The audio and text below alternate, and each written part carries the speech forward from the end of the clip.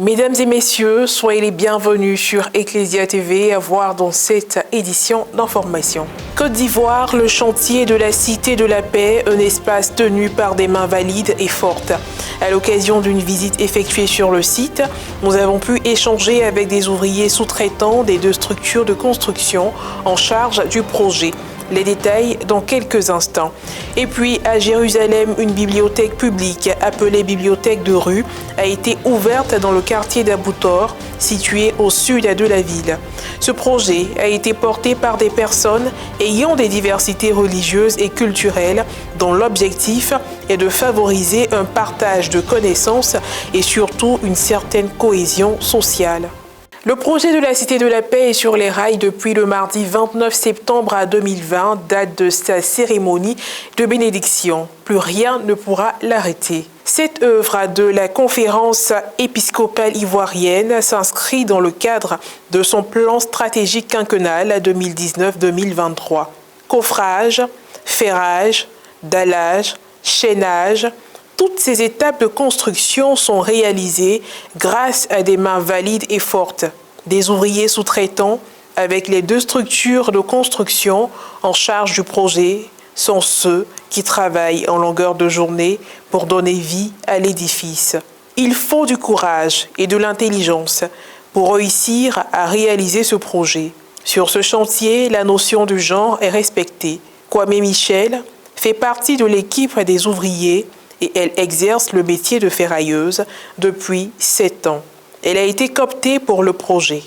J'encourage tous mes soeurs et tous mes frères à faire ce métier. Ça rapporte beaucoup. Le ferrage, c'est un métier de physique. C'est un métier dans lequel, dans le bâtiment, on a besoin surtout des fers. Sans le fer, le bâtiment ne peut pas fonctionner. Donc on a toujours besoin du fer dans le bâtiment. Et c'est ce que je fais. Et j'aime bien mon métier. Et j'encourage tout le monde à faire ce travail. Où se trouve une brave femme, se trouve aussi un homme fort. Traoré Abdoulaye, qui lui pratique la maçonnerie, nous explique avec un peu plus de détails son rôle sur le chantier. Moi, mon rôle, ma profession, c'est la maçonnerie, mais ils ont sous-traité tout. Voilà, j'ai pris la maçonnerie, le ferraillage et le coffrage. Voilà, la maçonnerie, c'est un peu ça. Je suis venu motiver mes gars. Comme aujourd'hui, il n'y a pas assez de monde, donc moi-même, je me suis mis dans l'état pour pouvoir motiver mes gars. Voilà, maintenant, le ferrage, c'est un peu le fer. C'est ça qui rend, disons, le bâtiment plus solide. Maintenant, le coffrage, c'est comme une forme de moule. Voilà, c'est ça, on coffre, on met le fer et puis on coule le béton. Voilà, pour que ça sorte en uniforme. Enthousiasme, passion professionnelle, mais les défis demeurent importants. Hors de nos frontières, religion à présent. Alors que l'esprit de la résurrection continue de souffler sur la ville de la Terre Sainte, le frère Francesco Paton, custode de Terre Sainte, a présidé en début de la 3e semaine de Pâques une messe dans le lieu le plus saint de toute la chrétienté. Le Saint-Sépulcre, ce lieu où Jésus, par sa mort et sa résurrection, a vaincu le péché et la mort.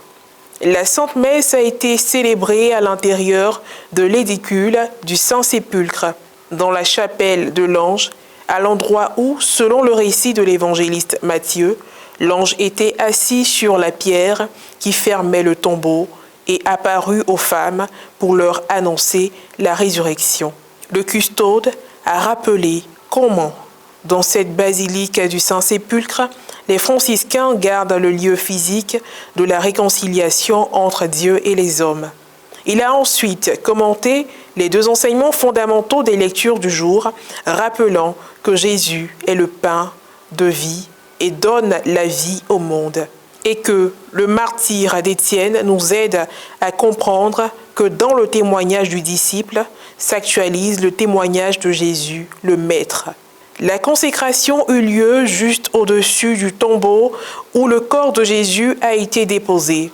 Cette Eucharistie était toute particulière car célébrée à l'intention des bienfaiteurs de la Terre Sainte. Le sens de cette célébration est de prier pour tous les bienfaiteurs de la Terre Sainte. Sans leur soutien, il nous serait impossible de mener à bien cette mission au bénéfice de la communauté locale et des pèlerins lorsque ceux-ci pourront revenir ici. Nous nous sentons redevables envers tous les bienfaiteurs. Nous ressentons comme un devoir de gratitude que de célébrer ici, en ce lieu le plus saint de toute la chrétienté, pour tous ceux qui nous aident et nous soutiennent financièrement. Ils nous permettent de poursuivre la mission que l'Église nous a confiée. Le custode de Terre Sainte et tous les frères franciscains portent aussi dans leurs prières les pays qui souffrent encore de la pandémie. Le custode a également prié pour le retour des pèlerins et des chrétiens du monde entier. Et puis pour terminer, retour à la société, toujours hors de nos frontières, une bibliothèque publique appelée Bibliothèque de rue a été ouverte dans le quartier d'Abou Tor, situé au nord de la ville de Jérusalem. Ce projet, qui a été porté par des personnes ayant des diversités culturelles, religieuses, vise à favoriser un partage de connaissances et surtout une certaine cohésion sociale. Mourel Potsi. Juifs, musulmans et chrétiens vivent ensemble dans le quartier d'Abou Tor, situé au sud de la ville de Jérusalem. C'est l'une des rares zones mixtes de la ville. Sur les quelques 15 000 habitants, au moins 13 000 sont de langue arabe, les autres parlent hébreu ou d'autres langues étrangères. Afin de partager gratuitement des connaissances, mais surtout favoriser des relations de bon voisinage, un projet pionnier est né, une bibliothèque de rue en différentes langues. Seam of the East and West Jerusalem. And until 1967, nous sommes à la jonction entre l'Est et l'Ouest de Jérusalem. Et jusqu'en 1967, nous étions divisés entre populations juives et arabes. En 1967, nous avons été réunis. Mais depuis la première intifada, un mur virtuel s'est créé. Good Neighbors, en français bon voisin, est l'un des nombreux projets portés par une communauté locale rassemblant juifs, arabes, musulmans et chrétiens. Nous avons décidé que ce serait intéressant d'avoir une bibliothèque de rue, comme il en existe ailleurs. Et Laurie, qui arrange les livres et vous parle, est un exemple de citoyenne qui a su dire « Je veux voir changer quelque chose ». Et avec d'autres, elle l'a fait. and together with others, make it happen. Laurie a vraiment rendu possible cela. En se promenant dans le parc, les habitants ont la possibilité de s'arrêter et de profiter d'un moment de lecture. Je suis peintre et artiste. Chaque matin, quand je marche vers mon atelier, je m'arrête ici pour voir si je trouve de nouvelles inspirations. S'il y a un livre, que ce soit un court roman ou un écrit dans le domaine des arts, cela m'inspire de venir ici, de m'asseoir dans le parc pour lire un moment avant de retourner travailler. Cette bibliothèque est née pendant la pandémie. Quand ici, en Israël, nous ne pouvions nous déplacer qu'à 100 mètres autour de chez nous, le monde est soudain devenu beaucoup plus petit qu'il ne l'était.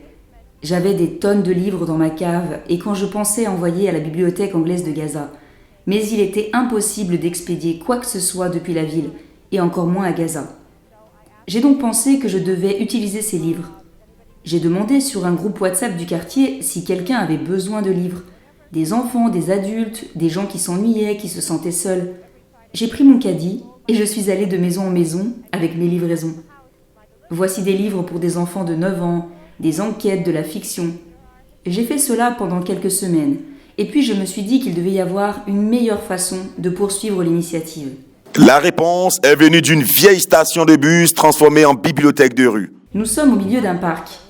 La ville possède ces anciens arrêts de bus, qui sont progressivement remplacés par des stations nouvelles et modernes.